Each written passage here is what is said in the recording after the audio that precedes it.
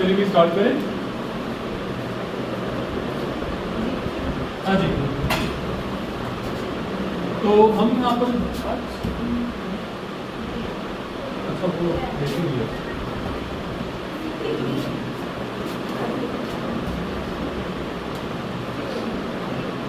हम लोगों ने कल प्रॉब्लम ऑफ डेफिशिएंट डिमांड देखा था। क्या था डेफिशिएंट डिमांड का problem?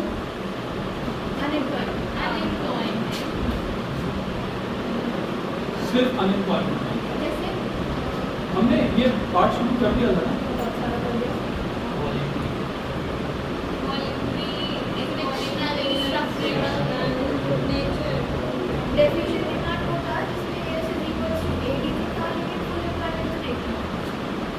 Problem of deficient demand क्या था बेटा? सब भूल सकते हैं।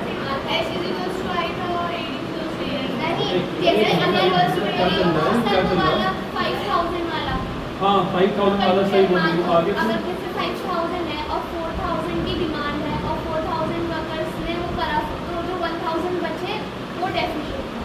बिल्कुल सही बात।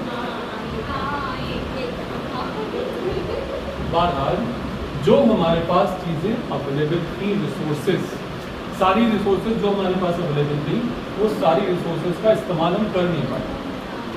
तो बात यह है, demand is said to be deficient when it is lower than what is required for the fuller utilization of resources. ये प्रॉब्लम थी। समझ में आई बात?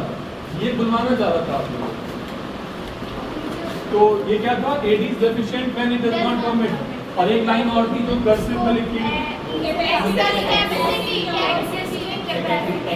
एक्सेस कैपेसिटी इन द सही है। ये सब बात हमने पढ़ी थी।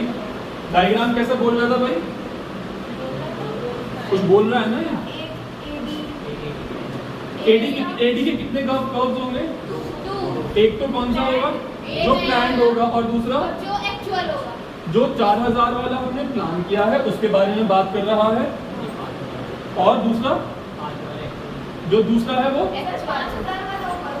वो इससे नीचे होगा, ऊपर होगा। ये है प्लान एडी का, और ये वाला ये क्या है? ये ठीक है। लेकिन कैसे पता करेगा कि ये वाला है या ये वाला है या ये वाला है? एएस की लाइन कहाँ से चलती है?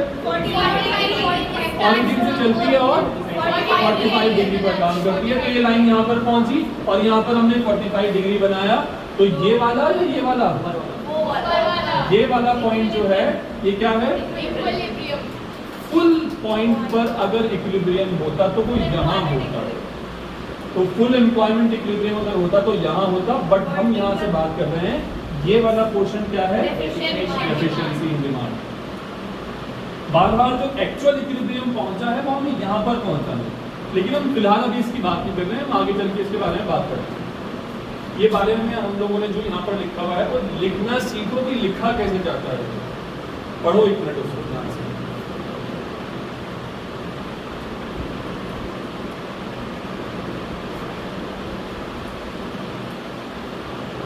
एडीपी क्या है? Planned AD. एडीएफ क्या है? सही है।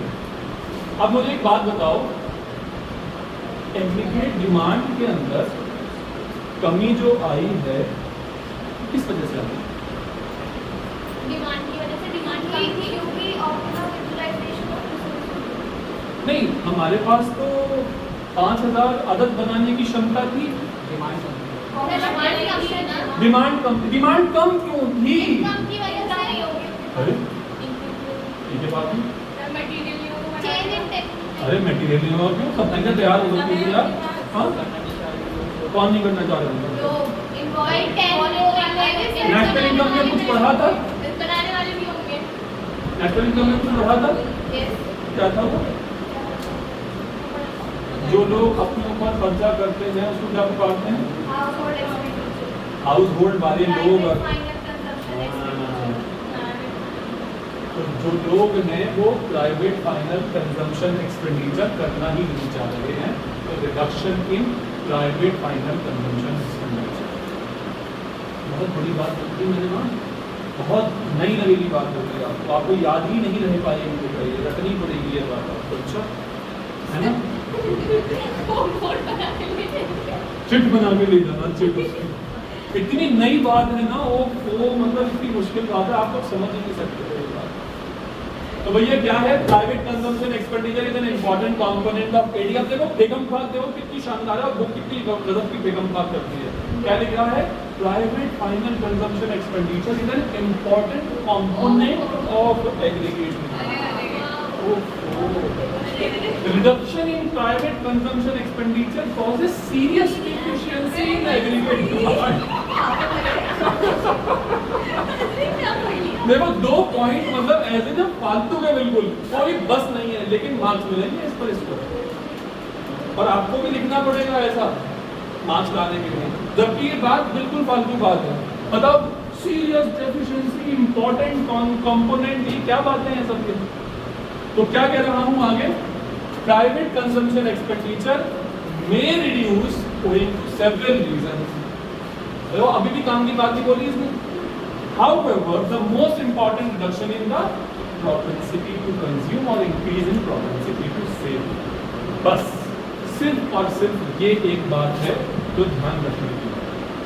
आयुष्मान खुराना और राजकुमार राव, सिर्फ और सिर्फ अगर मैं बात करूं कि उनके खर्चे अगर कम हुए हैं, उन्होंने डिमांड अगर कम करी है, तो वो सिर्फ और सिर्फ उनकी खुद की क्षमता, मर्जी, मार्जिनल, उनका चलन, उनके तौर तरीके, अगर वो कम खर्चे की तरफ बात करेंगे तो वो हम कहेंगे कि प्राइवेट फाइनल कंजम्पशन एक्सपेंडिचर कम हो गया है। तो कंजम्पशन एक्सपेंडिचर कम हो गया है, इसका मतलब एग्रीगेट डिमांड कम हो गई है। और ये बात भी कही जा सकती है कि आयुष्मान खुराना जो 90% तक अपना पैसा खर्च कर दिया करते थे, वो अब सेविंग की तरफ माइल हो चुके हैं। सिर्फ और सिर्फ इतनी छोटी सी बात है, लेकिन उसने देखो लिखा कितना है। मैंने भी ऐसे लिखा, मैं आपको दिखाना चाहता था। तो अगर बात करी जाए, what are the important cause, what is the important cause for reduction in aggregate demand, reduction in consumption, reduction in private consumption expenditure, और भी कुछ है?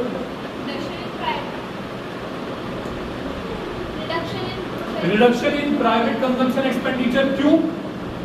एक काम की बात यहाँ पर मैं फालतू डीलिंग का नहीं सिखा रहा है, मैं बात कर रहा हूँ काम का अल्फाज क्या है इसमें से। इस हेडिंग में सबसे पहले काम की बात क्या है, मार्जिनल प्रोपेंसिटी टू कंज्यूम जो है कम हो गया है, और मार्जिनल प्रोपेंसिटी टू सेव जो है बढ़ गया है। Ayush,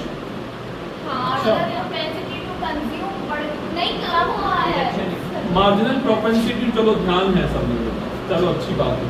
marginal propensity to consume कम हो गया है, इसलिए वो अब कम खर्चे की बात करते हैं, और मार्जिनल प्रोपेंसिटी टू सेव अब बढ़ गया है, क्योंकि वो सेविंग की बात चल रहा है। तो वो जो अब पैसा कमाते हैं, वो पैसा सेव करने की तरफ लेके जाओ। सही है भाई, समझ में आ गई बात? बहुत मुश्किल है। दूसरी बात क्या पढ़ रहे हैं हम क्या पढ़ रहे हैं? Causes of deficient aggregate। हम पढ़ रहे हैं सर एग्रीगेट डिमांड के अंदर जो एक्सेसिव या कुछ डेफिशिएंसी आ जाती है, तो वो हमने पढ़ा वो क्यों आती है। एम्प्लॉयमेंट के लोग, एम्प्लॉयमेंट खाली रह गया है, वो सब बातें ठीक थी, बट हम ये समझ रहे हैं अब इस वक्त कि क्यों ऐसा होता है कि डिमांड कम रह जाती है। लोगों ने इन्वेस्ट कम करा, वो ज्यादा कर दिया। देखिए, इन्वेस्ट कर देना इज नॉट दैट वाला इन्वेस्ट जो सेविंग्स के थ्रू आता है, वो वाला इन्वेस्ट नहीं है। इकोनॉमिक्स कभी नहीं उस इन्वेस्टमेंट को इन्वेस्टमेंट नहीं कहती है। इन्वेस्टमेंट की बात होती है तो वो होती है जो हम अपने कैपिटल गुड्स में इन्वेस्ट करते हैं। इकोनॉमिक्स हमेशा उस लैंग्वेज में, मैं आप लोगों के अकाउंट्स के लॉजिक्स को नहीं तोड़ूंगा क्योंकि मैं ही बना रहा हूँ ऑब्वियसली वो। मैं बात यहाँ पर ये कर रहा हूँ कि यहाँ पर इन्वेस्टमेंट की बात अगर कही जाएगी तो वो इन्वेस्टमेंट की बात कही जाएगी जो हम लोग कैपिटल गुड्स में इन्वेस्ट करते हैं। एक बात बताओ, बॉबी भाई ने 10,000 रुपये का ड्रायर फ्रायर तो उठा लिया, उसकी वजह से चिकन का कंजम्पशन बढ़ गया। आप लोग नई चीज़ें देखी, आपने भी खर्चे कर लिए। बॉबी भाई अगर ड्रायर फ्रायर में इन्वेस्ट करें तो कंजम्पशन नहीं बढ़ेगा। तो क्या मैं ऐसा कह सकता हूँ, इन्वेस्टमेंट एक्सपेंडिचर में अगर कमी आएगी तो 15% पे आएंगे। एग्रीगेट डिमांड के अंदर भी कमी है। Yes. कह दो कि ये बात कह दो कि एक बार ये बात तो reduction in private investment expenditure, it may reduce in situation of poor business expectation. Private to use करते हैं यहाँ पे। अभी इस वक्त मैं इस पर फ्लो में हूँ, पर बता दूंगा। It may reduce in situations of poor business expectations. क्यों होगा ऐसा? कोविड के टाइम पर याद होगा आपको, लोगों ने इन्वेस्टमेंट करा ही नहीं, क्योंकि उनको मालूम था रिटर्न नहीं कर पाएगा, और उनको ये मालूम था कि हम करें कहाँ से इन्वेस्टमेंट। तो ये वाली सिचुएशन जो है इन्वेस्टमेंट करने वाली, आप लोगों को कितने लोगों ने सुना कि at the time of lockdown कितने लोगों ने अपना बिजनेस डेवलप किया सिर्फ और सिर्फ ऑनलाइन प्लेटफॉर्म पर, और किसी और ने जूम के शेयर प्राइसेस और कुछ नहीं, मतलब जो उस वक्त डायरेक्टली रिलेटेड थे हेल्प करने के लिए। तो बाकी सारे इन्वेस्टमेंट्स जो पॉसिबली हो रहे थे या होने वाले थे वो सारे के सारे लोग हैं। तो यहाँ पर बात की जा रही है it may reduce in the situations of poor business expectation in all the market economies of the world in the year 2019। ठीक है भाई, तो ये तो बात हो गई तब जब हमने सिर्फ और सिर्फ दो बातें सीखी थी, two sector economy, household sector and the capital in producer sector, household sector and the producer sector. उन दोनों की वजह से अगर वो कमी आई है तो वो आ गई। लेकिन मैं ये कह रहा हूँ अगर फोर्थ सेक्टर इकोनॉमी होगी तो सर क्या करना शुरू कर दिया आपने, फोर्थ सेक्टर, टू सेक्टर, इसका मतलब क्या है सर, गवर्नमेंट भी आएगी और सर एक्सपोर्ट इंपोर्ट भी होगा, ठीक है, टैक्सेस भी लगेंगे, गवर्नमेंट आएगी, टैक्सेस भी लगेंगे। अगर मैं ये बात करूँ कि डिमांड, एग्रीगेट डिमांड कम हुई है, एग्रीगेट डिमांड कम हुई है और वो फोर्थ सेक्टर मॉडल की बात है, तो पब्लिक की हैसियत से सोचना, टैक्सेस मैंने उमैर में फ़ोन खरीदना था, 10,000 रुपये का फ़ोन था, 10,000 रुपये का फ़ोन था, उमैर से मैं 2,000 रुपये टैक्सेस के लेता था। अब मैंने कर दिया 4,000 रुपये टैक्सेस के लेता, मैं फ़ोन खरीदेगा, मैं गवर्नमेंट हूँ बट आप सारे लोग यहाँ पर प्रोड्यूसर्स हैं, और उधर जो लोग बैठे हुए हैं वो लोग जनता है, आम जनता, ठीक है ना। आम जनता आपसे चीज़ खरीदना चाहती है, बट गवर्नमेंट कह रही है कि तुम अगर इन चीज़ों को एक्सपोर्ट करोगे तो मैं आपको 10% का फोकस दूंगा, इंसेंटिव दूंगा, वो भी आपको 50 रुपये किलो देने को तैयार है, बाहर भी 50 रुपये किलो मिल रहे हैं, लेकिन 50 रुपये किलो मिलने के साथ साथ 5 रुपये मैं आपको बढ़ती दूँगा। तो आप बाहर बेचना चाहेंगे या जनता? तो वहाँ के लोगों की डिमांड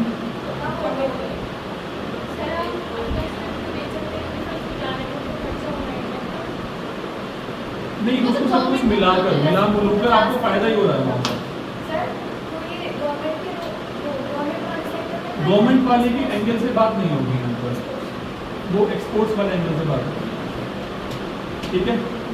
तो और क्या बचा?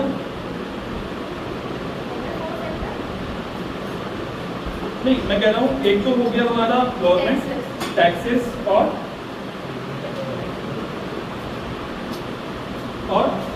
देखो मैंने यहाँ पर क्या कहा, in a four sector open economy, GXMT याद रखिएगा।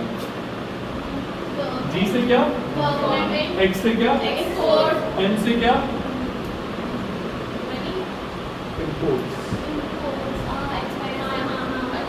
X माइनस M पढ़ा नहीं था, और T क्या, बस।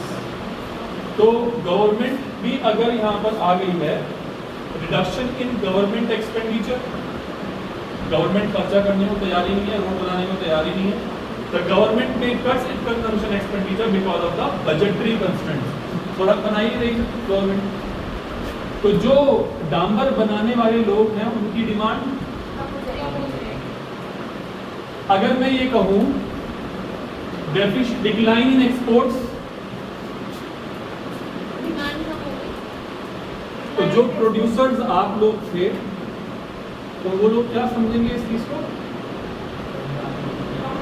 आप जब आप वहां भी नहीं मिल रहा, वहां पे भी आप कुछ स्पेसिफिक चीजें, जैसे मैं मुल्कवाद की इकोनॉमी में बात करूं, एक्सपोर्ट्स पर बहुत ज़्यादा इफेक्ट पड़ा था इन 2002। मैंने आप लोगों को पहले भी बात बताई है, बहुत खतरनाक रिसेशन का टाइम था। तो यहाँ के जो लोग थे वो स्पेसिफिकली बाहर गाँव वाली चीज़ों को बना, जो इस्तेमाल होने वाली चीज़ें वही बनाते हैं बस। जब वो एक्सपोर्ट्स कर ही नहीं रहे तो डिमांड होगी कुछ, सारा का सारा पैसा जो बाहर जाने वाला माल था वो सब का सब भरा रह गया। और जो लोग इस बात से एसोसिएटेड थे, जो चीजें बनाने में एसोसिएटेड थे, वो सब के सब अनएम्प्लॉयड बैठे। मैं कह रहा हूँ मुरादाबाद के अंदर जो लग्जूरियस चीजें बनाई जाती हैं, रिगार्डिंग ग्लास, हम उनकी डिमांड के लिए बना रहे हैं। मैं एग्जाम्पल चेंज कर रहा हूँ, तो मैंने पहले एग्जाम्पल रखा था उसके सामने।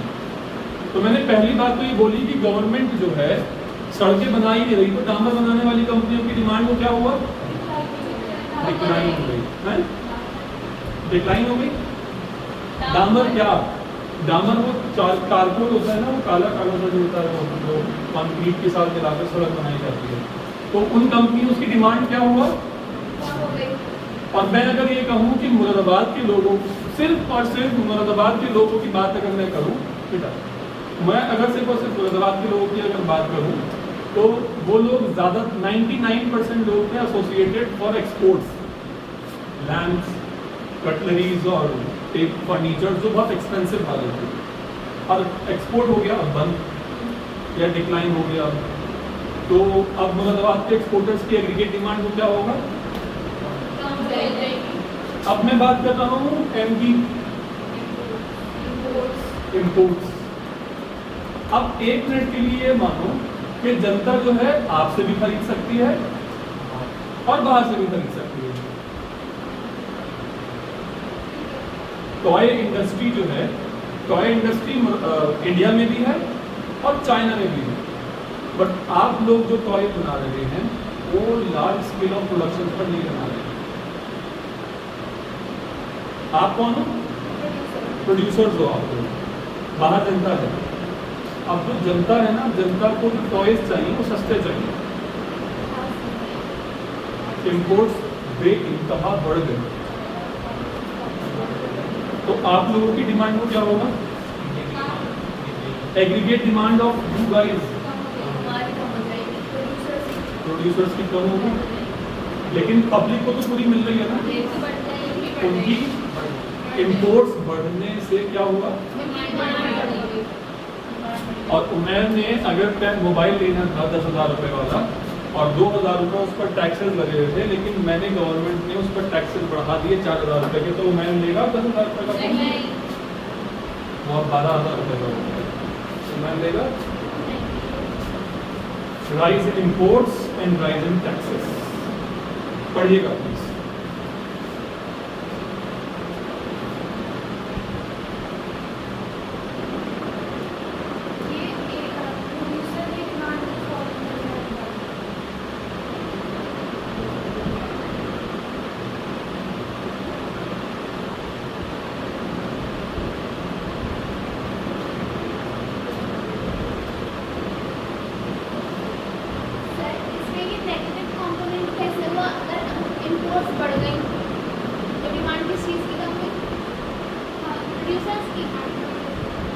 डिमांड बढ़ गई, डिमांड क्या यहाँ पर कुछ है?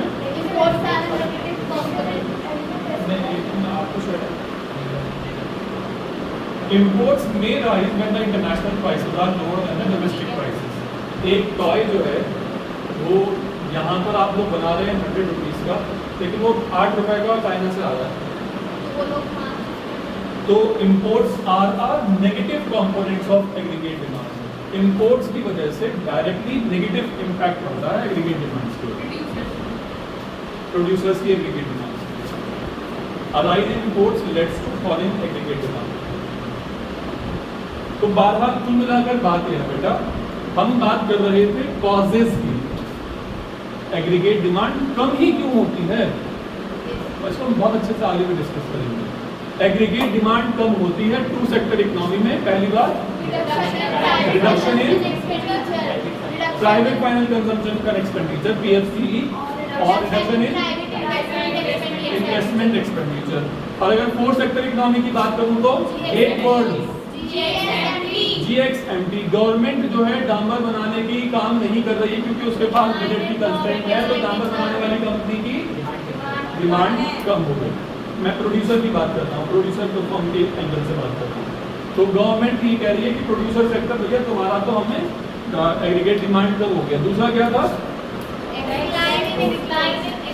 Decline in exports. प्रोड्यूसर जो है एक्सपोर्ट अब कर ही नहीं पा रहे हैं, तो क्या होगा। तो अगर मैं बात करूं, एक एग्जांपल में और मॉडिफाई कर रहा हूं, से सपोज वहां के इंडिया के जो लोग हैं वो 400 टन सामान इस्तेमाल कर लेते हैं, लेकिन एक्सपोर्ट करने पर हमें 200 टन का इस्तेमाल और हो जाता है, तो हम 600 टन का काम कर बनाना सोच रहे थे। अब वहां पर तो एक्सपोर्ट हो ही नहीं पा रहा, एग्रीगेट डिमांड में डिक्लाइन आ गया, 200 का डिक्लाइन आया, 200 का डिक्लाइन आ गया ना, डिक्लाइन आया ना। अब इसकी बात कर रहे हैं। अब मैं बात कर लूँ इम्पोर्ट्स की। इम्पोर्ट बढ़ गए तो क्या हुआ, क्योंकि भैया आप लोग नहीं कर पा रहे ना उसको, आप लोग की सर्विसेज इस्तेमाल नहीं कर रही ना जनता, वो चाइना की जनता की इस्तेमाल कर रही है। इंटरनेशनल प्राइसेस अगर ज़्यादा हैं, आप लोगों के प्राइसेस अगर इंटरनेशनल प्राइसेस अगर कम हैं और आपके प्राइसेस अगर ज़्यादा हैं, तो डेफिनेटली भाई जनता जो है सस्ता माल कर लेगी। आप लोग तो 100 रुपये में बना रहे हैं और वो यहाँ पर लाकर पहुँचा कर दे रहा है 8 रुपये में। चाइना में काफ़ी टॉयज़ के साथ यही हुआ है। मतलब मैं इंडिया की अगर बात करूँ तो टॉय इंडस्ट्री बिल्कुल वैनिश हो चुकी है, बिल्कुल वैनिश हो चुकी है टॉय इंडस्ट्री। समझिए बात आप। तो फोर्थ सेक्टर इकोनॉमी में हमें बात करनी है GXMT की, और हमें बात करनी है टू सेक्टर इकोनॉमी में कंजम्पशन एंड इन्वेस्टमेंट की। कंजम्पशन में एक ही बात काम की है, वो कौन सी है, MPS अगर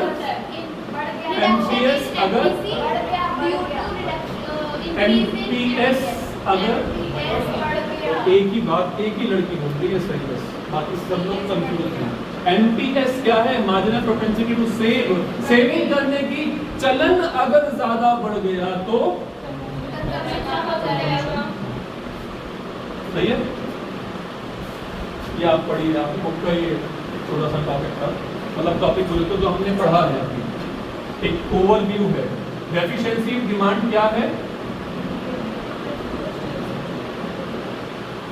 पढ़िए जोर से यार।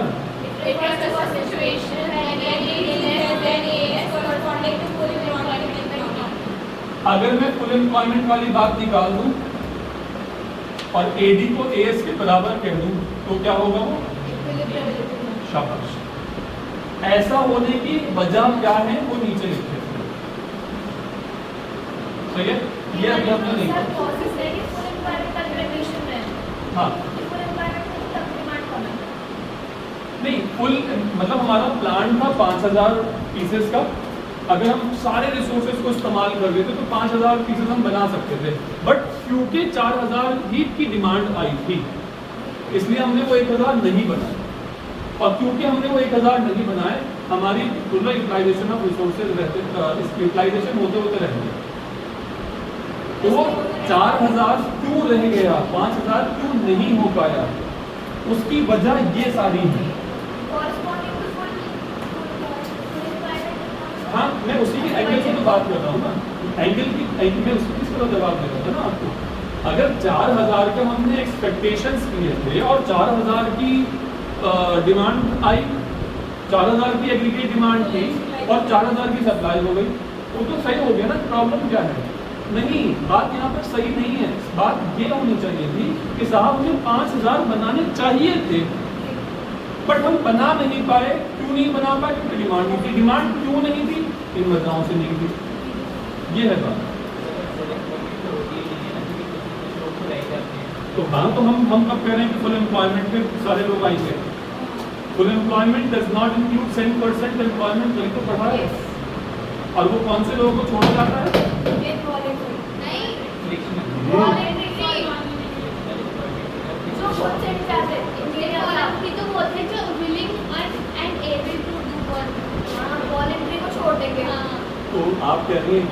मैंने गलत बोल दिया सर, मेरी नियत हुई।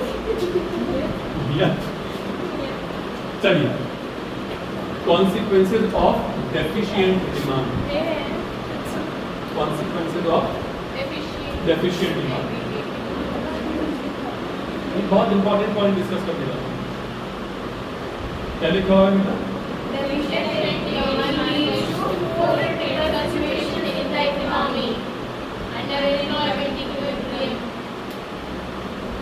डेफिशिएंसी और डिमांड होने की वजह से क्या क्या हो जाता है। कॉजेस क्या मतलब क्या था? एग्रीगेट डिमांड के अंदर हम क्या कमी रही? एग्रीगेट डिमांड 4000 क्यों रही? 4000 पीसेस की एग्रीगेट डिमांड क्यों रही? ये कह रहा है कॉजेज ऑफ डिमांड। क्यों 1000 हम और अचीव नहीं कर पाए? ये बात कह रहा है कॉजेज ऑफ एग्रीगेट डिमांड। 4000 रहने की वजह से क्या क्या हुआ, ये कह रहा है कॉन्सिक्वेंसेस। देखो बहुत सिमिलर सी चीज है, मैं इसलिए इस पर इतना वजन रख रहा हूँ ताकि आप लोग इस बात को समझ सकें। समझे हो? कॉजेज और कॉन्सिक्वेंसेस में फर्क कर पाओगे ना? एक जैसा लगेगा लेकिन ध्यान रखना कॉजेज क्या है भैया? नहीं, कॉजेज क्या है, मतलब क्या है कॉजेज का? एग्रीगेट डिमांड हम और 1000 की क्यों नहीं रख पाए? What was the causes of reduction in the aggregate demand and what is the consequences of deficient demand? ये कह रहा है कि भैया 4000 तुमने रखा है ना डिमांड को, उसकी वजह से क्या क्या हो गया। तो 4000 होने की वजह से क्या हुआ बेटा? Under employment of activity. कल पढ़ा था हमने, हैं? सबसे पहले तो हमने वही पढ़ा था 1000 लोग भैया एम्प्लॉयमेंट पाए। बेटा समझ में आएगा? पढ़िएगा जोर से सब लोग। Producers are not able to fully utilize their resources. Land output remains less than the potential output. Potential output मतलब जो अगर हम फुल यूटिलाइजेशन करते तो होता। Accordingly, आगे।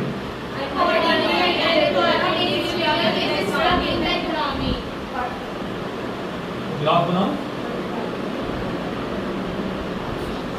बनाओ। सब कुछ वैसा ही है। तो बात ये है कि ये क्या है? ADF 5000 इसके नीचे बन गया ADP। ठीक हो गई बात। अब क्या होगा? यहाँ से शाबाश, और फिर क्या होगा? ये क्या होगा? इक्विलिब्रियम कौन सा वाला? जो होना चाहिए था। और इसके ये क्या है? ये क्या? हाँ कोई बात नहीं, ठीक हो यार। ये क्या है? ये है डेफिशिएंसी इन डिमांड। और भैया अब ये बता दो मुझे, ये वाला अब मैं कह रहा हूँ, एक मिनट इसकी बात करूंगा मैं अभी। ये क्या है बेटा? ये क्या है? ये इनकम है। तो ये M कौन सी वाली इनकम है? ये कौन सी वाली इनकम है? ये वो लेवल ऑफ इनकम है, अगर हमारी फुल रिसोर्सेज का इस्तेमाल किया जाता तो हमारे सारे रिसोर्सेज इस्तेमाल में आते और हम इस इनकम पर ही कहते हैं भैया हम full utilisation of resources.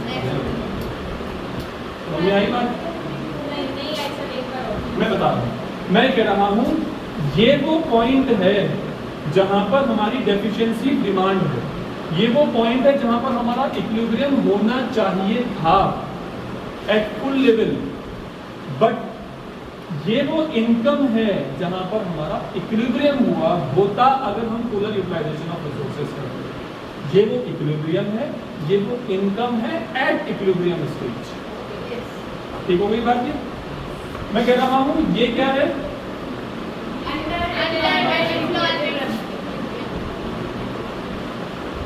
Point of under employment equilibrium.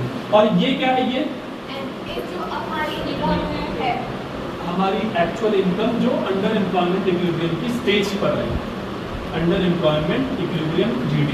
ये वो वाली इनकम है कि 5 के 5000 अगर तो काम मिल Exactly. और ये 12,000 4,000 4,000 तो मिला है। मिला। उस पर हमारी कितनी इनकम हुई है बेटा, तो कौन सी है बात, और क्या बात की, हाँ, तो डेफिशिएंसी ऑफ डिमांड क्या है बेटा, पॉइंट्स में अगर मैं बात करूं तो Yes. देखो वहां पर क्या लिखा हुआ है, because of deficiency of demand, क्योंकि डेफिशिएंसी ऑफ डिमांड हुई है, equilibrium is struck at point Q, where planned AD line intersects the income line which is going 45 degree. देखो बात समझ तो गए आप लोग, लिख पाओगे क्या, जो अच्छे राइटर्स हैं वो अच्छा लिखेंगे, जिन्होंने लिखने की आदत की गाड़ी वो नहीं लिख पाएंगे, भले से आपको आता होगा, और एग्जामिनर आपके दिमाग में पेन ड्राइव लगाकर चेक नहीं करेगा कि आपकी गूगल ड्राइव पर या आपके डेटाबेस पर कितना डेटा स्टोर है, वो सिर्फ और सिर्फ ये देखेगा कि आप क्या दिखा रहे हो नोटबुक्स में। इसलिए बार बार ये सारी चीज़ें समझाने के बाद ये चीज़ें दिखाता हूँ, ताकि आप लोग ये समझ सको कि ये लिखा कैसे जाएगा। अगर मैं यहाँ पर आप लोगों को लिखने की भी प्रैक्टिस कराना शुरू करूँ तो डेफिनेट बात है कि हम अपना टाइम बढ़ा देंगे, और टाइम हम बढ़ाने के बारे में तभी सोच सकते हैं जब हमारे पास एम्पल ऑफ टाइम हो। तो वो बच्चे जो यहाँ से जाने के बाद इन स्लाइड्स के बारे में कोई फिक्र नहीं कर रहे हैं या अपनी बुक भी खोल कर नहीं देख रहे हैं, वो मुझसे अभी लिखवा लें कि वो इकोनॉमिक्स में 70 मार्क्स से ज़्यादा नहीं ला सकते। मैं लिख कर दे दूँगा तो 70 भी शायद मैंने ज़्यादा बोल दिया, 60 में सबसे ज़्यादा मार्क्स ला पाएंगे। और वो लोग यहाँ से जाने के बाद जो बहुत थोड़ा सा बस ब्रशअप कर लेंगे कि हाँ जी सर ने ये सारी बातें तो पढ़ा दी थी, हमारी समझ में आ गई थी, एक काम कर लेते हैं हम अपनी लैंग्वेज में लिखकर देखने की कोशिश करते हैं, अगर कोई गड़बड़ी हुई तो बुक से देख लेंगे, और वो डेली का 1 घंटा 1.5 घंटा निकाल रहे हैं कंसिस्टेंट बेसिस पर, तो मैं उनको लिख कर लेने को तैयार हूँ कि उनके 95 से ज़्यादा आने वाले। कुछ लोग हैं जो जिनको मैं कहूँगा कि 100 लाएंगे इंशाल्लाह, लेकिन वो मैं उनको पहले पास करूँगा अपनी किसी लेवल पर कि वो कितना स्पॉन्टेनियस रिएक्शंस देते हैं अपने, how descriptive they are in writing their answers. तो क्या करना है, टाइम बढ़ाना है, घर पर अपनी पढ़ाई शुरू करनी है। मैं अलग सर का एक लेक्चर मुझे एक टीचर ने मुझे भेजा था, तो उन्होंने मुझसे ये कहा, अलग सर उसमें ये बात कह रहे थे कि अगर आप लोग ये समझते हो कि हफ्ते में अगर 7 दिन है और आप एक दिन 12-13 घंटे पढ़ लोगे, और ये सोचना कि कल तो मैंने 12-13 घंटे पढ़ा ही था, आज आप कुछ नहीं पढ़ोगे, सही, पूरे हफ्ते आप कुछ नहीं पढ़ोगे, यही सोचकर कि हाँ मैंने 12-13 घंटे तो पढ़ ही लिए हैं, तो आपके वो 12-13 घंटे वेस्ट। बट अगर आप हफ्ते के रोज़ाना के हिसाब से 2 घंटे निकालते हैं, 6 दिन में 12 घंटे होते हैं, 6 दिन के 12 घंटे होते हैं, हफ्ते एक पूरे हफ्ते के आपके 2 घंटे ज़्यादा बेनिफिशियल थे अगर वो कंसिस्टेंसी के साथ खेले जा रहे हैं। तो उनकी बात बहुत सही लगी, बहुत वैलिड पॉइंट था उनका। आप आदत डालो कि साहब रात में मुझे रील देखते देखते नहीं सोना है, आप आदत डालो कि मुझे अपने इकोनॉमिक्स के टॉपिक्स जो मेरे हैंड नोट्स हैं जो मैंने खुद बनाए हैं उनको देखते देखते सोना है। When I was studying direct taxes के कुछ पार्ट्स ऐसे थे असेसमेंट प्रोसीजर्स के, तो मुझे बहुत डिफिकल्ट लगते थे इसलिए टाइम में। तो मैं क्या करता था, रात को सोने से पहले अपनी मेरी हैंड नोट्स को मैं लेके बैठता था, और सोते सोते सोते सोते मेरी आंखें बंद होने तक भी मैं उसको अपने सामने रखता था। मेरे रूममेट्स बोलते थे कि तू सोते में बोलता है, और मैं वही बोलता था। Section 147 best judgement rule, section 143 section 143 scrutiny assessment, ये सब बातें मैं बोल रहा होता था नींद में, क्योंकि मेरा दिमाग ना, क्योंकि टाइम की कमी थी यार, कैसे हम एक जरा से 12-15 घंटे पढ़ के इंसान कैसे निकाल सकता है कैसे करें? तो उस सोने वाले टाइम में भी ना आप अपने ब्रेन का इस्तेमाल करो और आपको सिखाओ यहाँ पर कि मुझे अब भी वो चीज़ें रिकॉल करनी है, तब जाकर इंसान को रिकॉल करता है। अभी आप लोगों का इतना डिफिकल्ट नहीं है, लेकिन अभी आप लोगों का काम है कि आप लोग 100 लाने की कोशिश करें। जाहिर सी बात है, जो 100 लाने की कोशिश करेंगे उन्हीं के ही 100 आएंगे। जिनके सपने 70 के हैं वो 100 नहीं ला सकते, जिनके सपने 100 के होंगे वही 100 ला सकते हैं, क्योंकि वो अपने आप को वैसे तैयारी में लेके चलते हैं। समझ रहे हैं? तो सपने कितने के हैं भाई?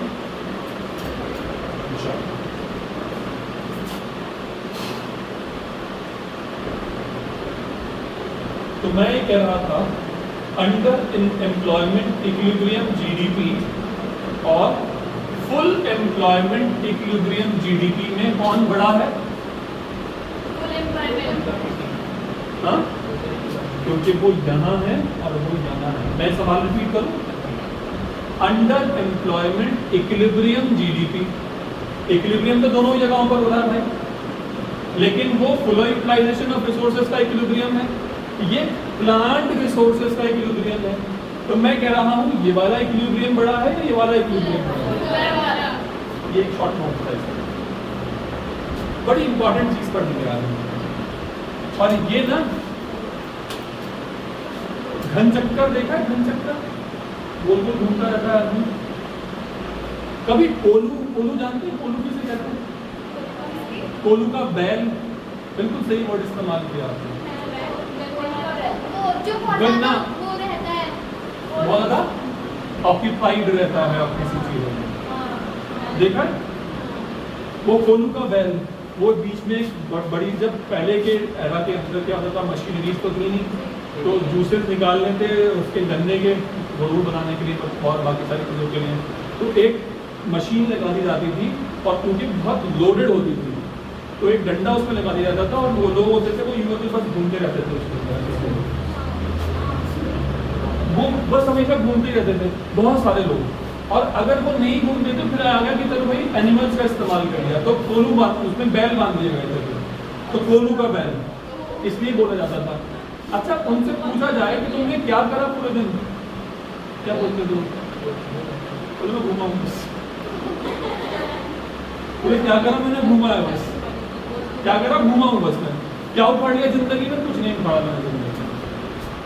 तो कई मर्तबा हम लोग भी अपनी जिंदगियों में ऐसी सिचुएशन पर आते हैं कि जहाँ से सुनामी आए थे लौट थे तो ऑक्यूपाइड तो बहुत थे, लेकिन करा कुछ नहीं। हमारी अपनी जिंदगियों में अल्लाह ताला ने कुरान मजीद में ये भी कही है ये बात कि अगर हम अपनी जिंदगियों में अल्लाह के हुक्मों को अगर पूरा करते रहे तो अल्लाह ताला हमें अपनी रोज़ी को ढूंढने के लिए जो टाइम हमें लगना है उसमें बहुत कम टाइम में बहुत रोज़ी मिलेगी। लेकिन अगर उसकी हुक्मों को हमने नहीं फॉलो किया तो आप घनचक्कर तो बने रहोगे दिन भर, लेकिन आपको मिलेगा वही जो अल्लाह ताला ने चाहा। और आप ये सोचोगे कि साहब मैंने ये कर लिया, मैंने ये कर लिया, मैंने यूँ कर लिया, मैंने यूँ कर लिया। आपका जो नसीब है ना, आपका जो मुकद्दर है, सुन रहे मेरी बात, आपका जो नसीब है, आपका मुकद्दर है, इट्स अ टाइम। अब आप उसके अंदर अगर 5 टोटियाँ लगा दीजिए टैप्स, तो क्या आपको उस टैंक में जितना पानी है उससे ज़्यादा मिल जाएगा? हमारे बुजुर्ग सिखाया करते थे हमें ये बात, मैं भी क्या क्या बातें करना, खुद रिकॉर्ड हो रहा है सब, याद नहीं रहा मुझे। तो हमारे बुजुर्ग हमें सिखाया करते थे कि आप जो है एक चीज़ पर फोकस रहिए, उसको अच्छे से फॉलो करिए। अगर आपका काम पढ़ाना है तो आप अच्छे से पढ़ाइए, अगर आपका काम जॉब करना है तो बेस्ट अगर जॉब करिए, और अगर आपका काम दूसरों के बिजनेस में पैसा लगाना है तो आप अच्छे से दूसरों के बिजनेस में पैसा लगाइए, लेकिन उनके बिजनेस में पार्टिसिपेट करिए if you are the investor. तो लोग कहते हैं ना कि सर मैं ये भी कर रहा हूँ, मैं वो भी कर रहा हूँ, मैं ये भी कर रहा हूँ, मैं वो भी कर रहा हूँ, तो सारी नाव में आप कदम नहीं रख सकेंगे। आपको चूज करना पड़ेगा कि बेस्ट। बात ये चल रही थी कि हम लोग घन चक्कर में फंस जाएंगे और होगा वही जो ऊपर वाले ने चाहा है। तो पॉइंट ये था, इस पॉइंट को समझते हुए कई मर्तबा आप लोग किसी ऐसी सिचुएशन में फंसे हुए होते हो कि आप दूसरे लोगों को तो बहुत गालियां दे रहे हो। अभी आप कभी किसी जैम में फंसे हुए हो, तो आप ना अगर ये देखो इससे प्रोसेस अगर आप वहां से हट जाओ तो सारा जाम खुल जाएगा। कभी फील की ये बात? या आप अगर थोड़ा सा हट जाओ कि वहां से अपनी प्लेस को चेंज कर लो तो सारा जाम खत्म हो जाएगा। लेकिन आप उसी जाम में खड़े होकर सब लोगों को पूछ रहे होते हो, तूने अड़ा दी, इसने कर दी, ये क्या हो। समझोगे मेरी बात? हम लोगों को बिल्कुल इसी सिचुएशन में आज एक बात पढ़नी है, इसको हम पुकारते हैं डिफ्लेशनरी गैप। पढ़िएगा, डिफ्लेशनरी गैप क्या होता है? It's the amount by which actual aggregate demand falls short of aggregate supply at full level of employment. अगर हम full level of employment करते तो 5000 यूनिट्स का प्रोडक्शन करवा पाते, लेकिन क्योंकि 4000 यूनिट्स का ही हमें प्रोडक्शन के डिमांड आया था तो हमें 1000 को खाली करवाना पड़ा। तो उन 1000 की वजह से, उन 1000 यूनिट्स ना बनाने की वजह से जिस अमाउंट का आपको नुकसान हुआ है, उस पॉइंट को कहा जाता है डिफ्लेशनरी गैप। सर ये तो वही हुआ ना, ये तो वही हुआ ना सर, ये क्या है? क्या है ये? तो डेफिशिएंसी डिमांड तो डिफ्लेशनरी गैप है। पढ़े? समझे? दोबारा से पढ़ो, दोबारा से पढ़ो, क्या लिखा हुआ है?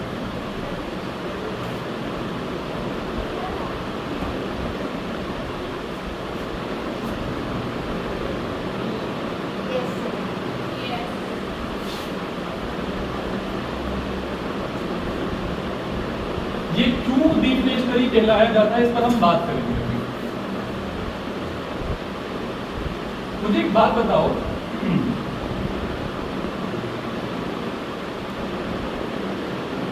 डिफ्लेशन 4000 लोग जो हैं वो तो काम पर लग गए, 1000 लोग नहीं लग पाए।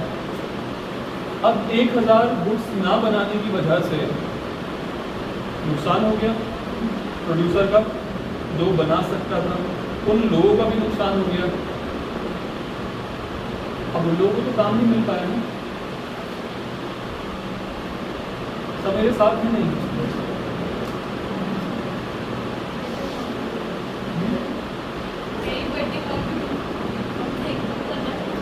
हाँ, अब यार ये अगले दिन जो 5000 लोगों की भीड़ है ना, गेट पर खड़ी हुई, सब लोग के सब ये गेट के अंदर हमें ले लो भाई साहब, कल हमारे घर में चूल्हा नहीं चलता। सीएल गुप्ता ये डिज़ाइन को आप लोगों ने देखा नहीं होगा, क्योंकि आप लोग ऑफिस आवर्स में कभी वहाँ गए नहीं होंगे। जब मैं फैक्ट्री जाता था मैं देखता था कि इतना जाम लगा हुआ होता था वहाँ पर, and they people were just trying to get inside कि किसी तरीके से मुझे अंदर, लेकिन मुझे 400 रुपये दिन के मिलता है। मैंने अपनी आंखों से देखी है चीज़, कम से कम नहीं होता होगा 400-500 लोग तो भरे पड़े हैं, बस भाई साहब अंदर ले लो गेट पर, और लड़ाई झगड़े हो रहे हैं। कभी आप लोगों में से किसी ने, आपके पापा लोग हो सकता है, ने ये ज़रूर एक्सपीरियंस किया होगा, जब मजदूर को लेने जाना होता है मंडी चौक पर या बरट्टी पर, और आप अपनी बाइक बस ले जाकर वहाँ पर खड़ी करो, बस सब लोग कैसे भीड़ इकट्ठी कर लेते हैं वहाँ। तो पता है वहाँ पर क्या होता है? सपोज स्टैंडर्ड प्राइस जो गवर्नमेंट ने सेट करके रखा है वो 600 रुपये है, पैसा 500 दे दीजिए, हमें ले चलो पैसा 450 में काम कर दो, पैसा 400 दे दीजिए, कोई बात नहीं। तो प्रेशर है ना बेटा उन लोगों को, उनके घर में चूल्हा नहीं जल सका पिछले 3 दिन से, तो प्रेशर उनको उनके प्राइसेस कम करने। तो जब आप फुलर यूटिलाइजेशन ऑफ रिसोर्सेज करके इक्विलिब्रियम नहीं बनाते हो, और कुछ लोग उस मोमेंट पर इनवॉलेंट्री बेसिस पर अनएम्प्लॉयड रह जाते हैं। उन लोगों की वजह से जो वेज रेट है वो डिक्रीज हो जाता है।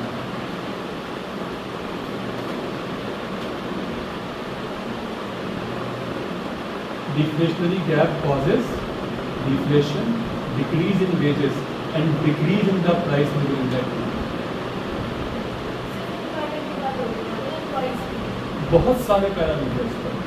अब जो लोग गुड्स बेचने को तैयार थे, सिल्ली मैं कहूँ, अगर आप लोग इस लैंग्वेज को बहुत अच्छे से समझेंगे, अगर सिल्ली से कहूँ मैं 800 रुपये की थी, 800 रुपये किलो पर मिलने को तैयार हो रही थी, क्योंकि अब इस्तेमाल नहीं हो पा रहा, सिल्ली बनाने वाले तो सिल्ली बना के रखी हुई है ना, तो मेरा 780 रुपये दे देते होगा, मैं 30 रुपये कमाता था इसमें, कोई बात नहीं, 20 रुपये नुकसान झेल हुआ, लेकिन मेरा माल निकल जाएगा।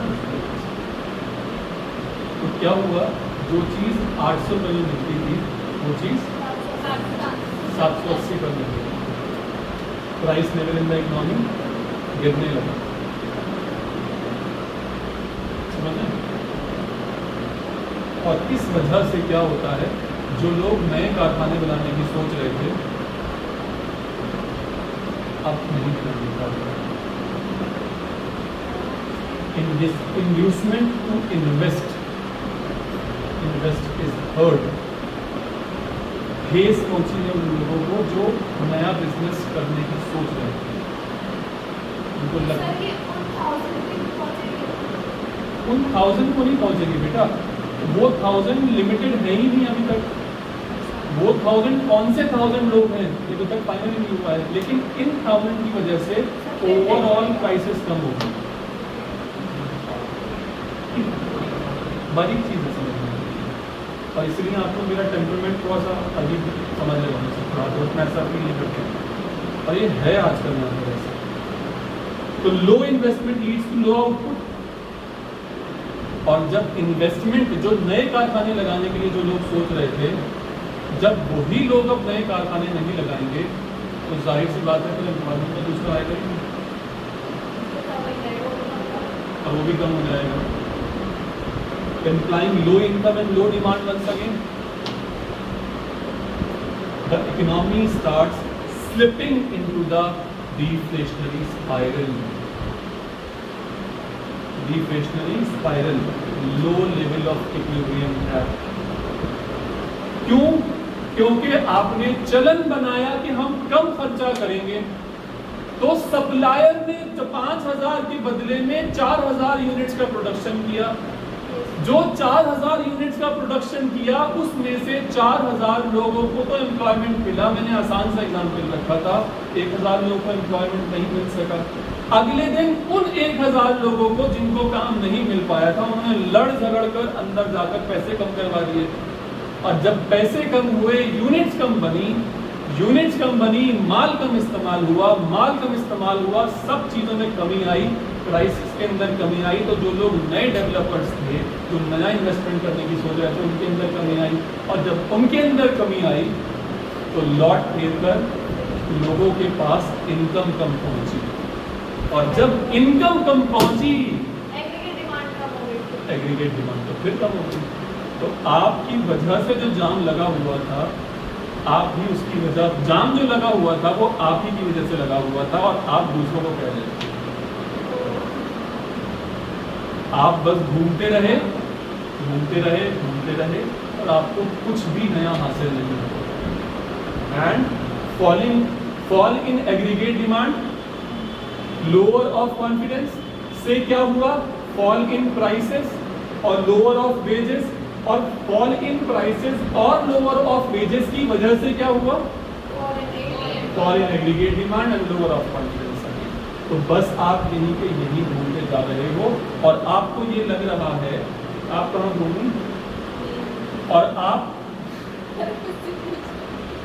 क्योंकि आपने एग्रीगेट डिमांड कम करी, आप लोगों ने कम कॉन्फिडेंस दिखाया, तो आप falling of prices and falling of the general price level and the lower of wages, और जब lower of wages falling of prices हुआ तो एग्रीगेट डिमांड फिर से समझ में आई ये बात? मेरे लिए बहुत मुश्किल था इसको सिखाना, पता नहीं आप लोगों के दिमाग पे पहुंची नहीं पहुंची मेरी बात, क्योंकि ये एक ही बात है, घूम फिर के लौट फिर के हम वहीं आके चले जाते हैं। तो मैं बात ये कहता था,